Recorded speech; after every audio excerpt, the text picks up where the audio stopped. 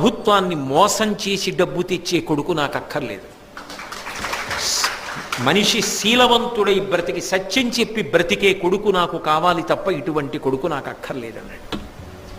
ఈ మాట అన్నందుకు రవీంద్రనాథ ఠాగూర్ గారి జీవితం ఎంత పెద్ద మలుపు తీసుకుందో. ముందు పెనువేప విత్తులు ఎక్కడ మొదలవుతారంటే ఇంట్లో మొదలవుతారు. తల్లిదండ్రులే అయిన దానికి కాని దానికి అబద్ధాలు ఆడటం నేర్చుకున్నారనుకోండి, పిల్లలకు కూడా అదే అలవాటు అవుతుంది. ఆఖరికి తల్లి తండ్రి ఏమని చెప్తారు, ఒరే అబద్ధం ఆడకంటారా అని ఎలా చెప్తారు? ఊరుకోండి నాన్నగారు, మీరు తెల్లారులేస్తే ఏం చెప్తారో తెలియదు ఏంటంటారు. అక్కడతో పోయిందా?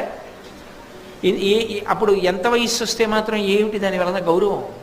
అందుకే తల్లిదండ్రులు మాట్లాడిన మాటలు ఏవి ఉంటాయో అవి పిల్లల యొక్క జీవితాల్ని తీర్చిదిద్దుతాయి.